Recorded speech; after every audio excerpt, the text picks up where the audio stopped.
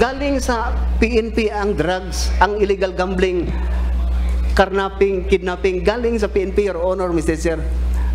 Hindi ako matakot magsabi kasi alam ng mga pulis nandito kung ano ang trabaho, ano ang pulis.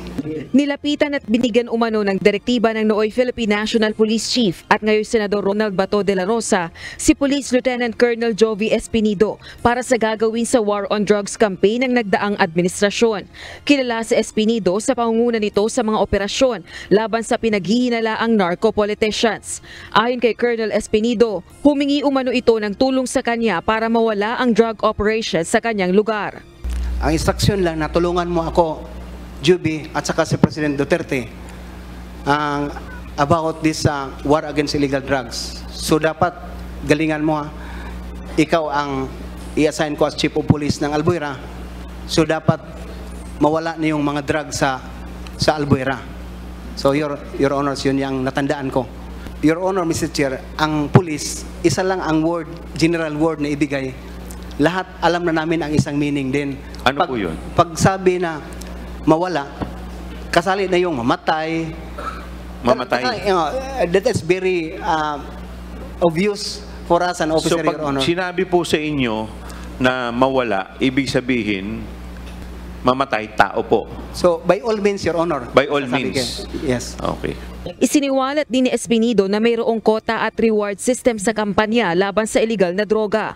50 hanggang 100 umano ang kota o target na drug pushers o users kada araw. The other quota naman at saka yung reward system, alam ng mga pulis lahat yun, Your Honor, Mr. Chair, na patayin, may reward.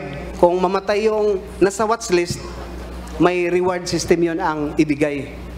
Your Honor, Mr. Chair, maski may kasalanan yun o wala, may ginawa na totoong nabaybas o wala, yun ang pag-intindi ko sa dalawang klase ng reward at saka quota.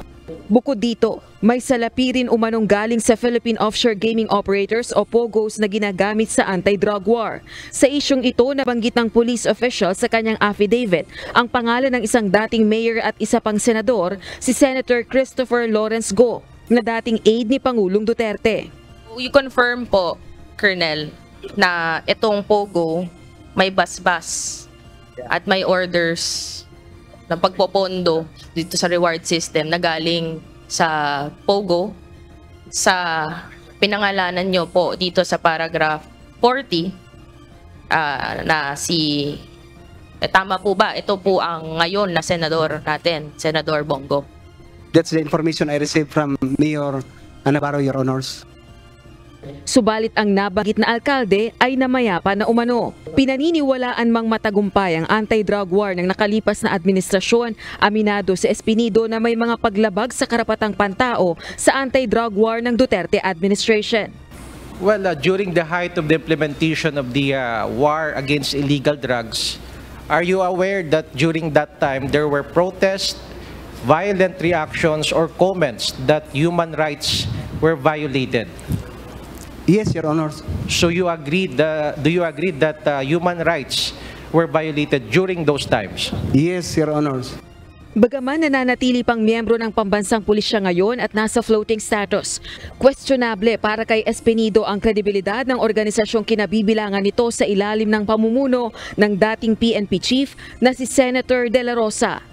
Rosa Licoz, UNTV News and Rescue.